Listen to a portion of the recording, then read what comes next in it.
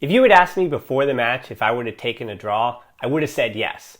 And then in hindsight, a 1-1 draw with second place Sevilla in the pouring rain on the road, I'm still going to say yes, I'll take it. The only real disappointment comes from the fact that Barcelona deserved 3 points.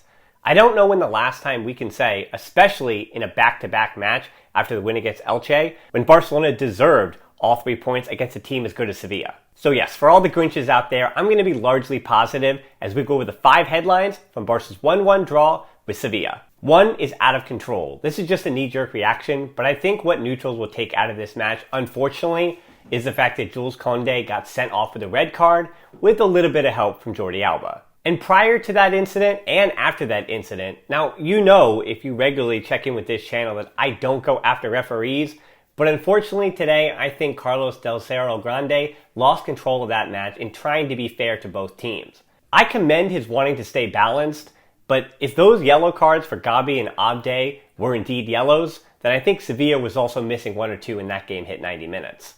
Either way, we'll probably hear more about this Koundé-Alba scuffle because, Jules Koundé, who's been maybe the best defender in the Liga for the last 2 seasons and is one of the top center backs in the world, for him to lose his cool like that, it does make me a little weary that Alba went a bit too far with his prodding and agitating.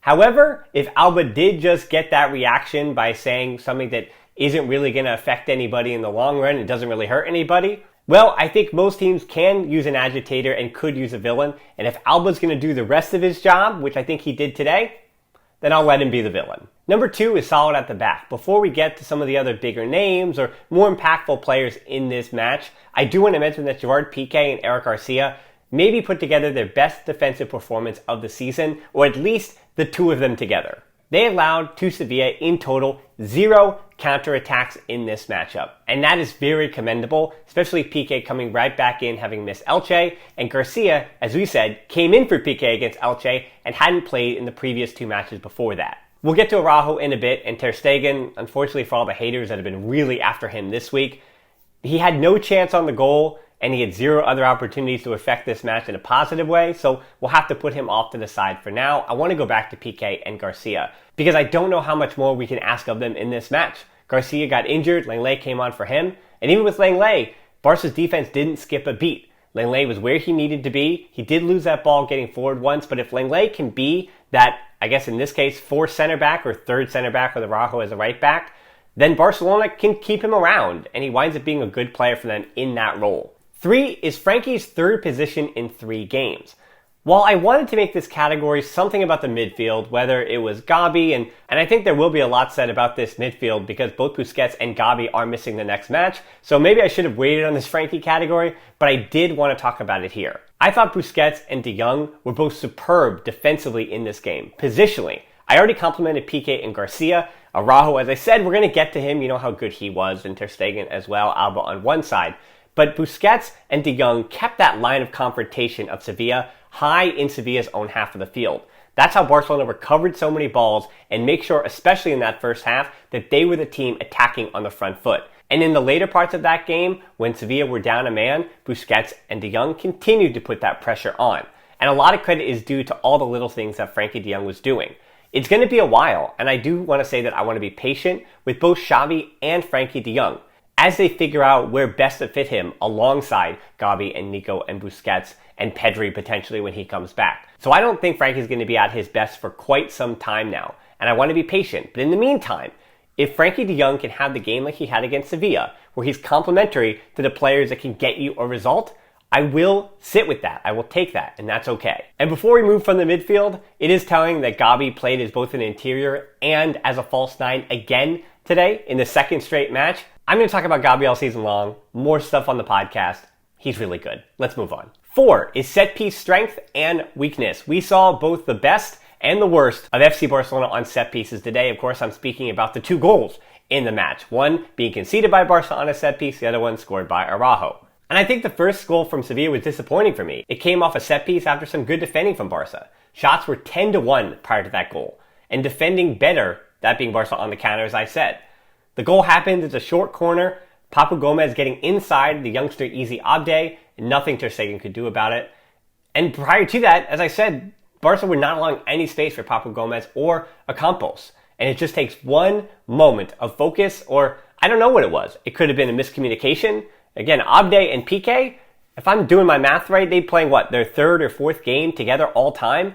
The level of communication against a team like Sevilla, with a pretty cheeky set piece as well, playing it short to the guy coming around, basically using the entire wall as a screen, and then Papu Gomez, the angle of that shot to get it in the back of the net. Sometimes you do just have to clap for your opponent and say, hey, well done, well drawn up set piece right from the training pitch, and doing it against the 19-year-old Easy Abde, who I think, again, wasn't really ready for that moment, and this is a big learning experience for him, and I hope he learns from it. And on the bright side, Araujo's goal right before halftime is now the second consecutive game where Barca have scored off a set piece, following Ferran Jucla's header against Elche in the last match. And instead of doing the same Araujo is good thing, I want to add a little different wrinkle this time. I'm seeing the name Carlos Puyol being thrown around, and I'm actually going to say, instead of hold your horses, that at 22, now Carlos Puyol made his debut at 21, Araujo isn't that far off from that kind of comparison at 22 years old. Now, hear me out on this. Papu Gomez and Rakitic are Sevilla's best creators, and they were doing a ton down Araujo's wing, yet with nothing to show for it. And you also take into account Dembele's positioning. He did come back and help, but Araujo can't get things wrong. And like Puyol, Araujo's passing will rarely win Barca a match, but if the opposition isn't keying in on that, just like Sevilla really weren't worrying about it, he's confident enough, because he's Barca's best defender otherwise. He plays with the most passion, he's the fastest on the field, and along with Piqué, he's the most dangerous on set pieces. And in a game like today, he's doing all of that out of position at right back. You look at that heat map, he is right on the touchline as the right back. Not a right center back, he was a right back today. And we've seen Carlos Puyol, especially a young Puyol, also play out of position at a right back when a manager has to get a guy on the field and his compatriots can only play as center back. And with Araujo raising his level once again after a little bit of dip in form for the weeks that he kind of was injured or off injured or whatever it was, Araujo has now raised his level again, and that can put Barcelona back in contention to get 3 points in every match. And if Araujo wasn't the man of the match, well, headline number 5 is win or draw with Ousmane Dembele. Barca almost got all 3 points with the other best player in this match, and that's with Dembele. And the criticism for Dembele after this match was confusing to me. Hitting the post was the moment of the game, and I understand why finishing is the one word out of everybody's mouth. But if not for Araujo, Dembele was the best player in a game between Sevilla and Barcelona. 1 assist, perfect 3 for 3 on long balls, created 5 chances, 4 key passes, 5 shots, 4 ball recoveries.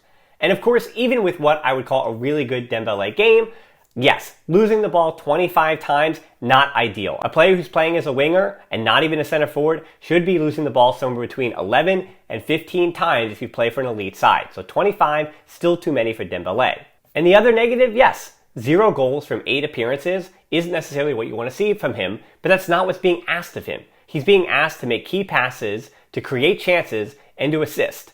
And he did all 3 of those in spades today. When you put a goal scorer like Fati or a number 9 that Barca is rumored with every single number 9 in the world other than Lewandowski in recent weeks, if you pair him with a player whose sole purpose and function is to finish Dembele chance creations and crosses, that's going to be a really good formula for the club. Of course, his renewal and leaving on a free continues to be that shadow that hangs over everything he does, but at least for this match, which is what I'm doing, a match review for that game against Sevilla, I don't really want to hear too much criticism for Dembele. Because instead of hitting the post, that ball goes in, it's a totally different narrative. And I don't think the way we talk about a player should be decided by a few inches. He either had a good game all around, or he didn't really. And Barca were unlucky not to win against Sevilla. It's a good result. 7th place is not the place Culers wanted to go into the new year.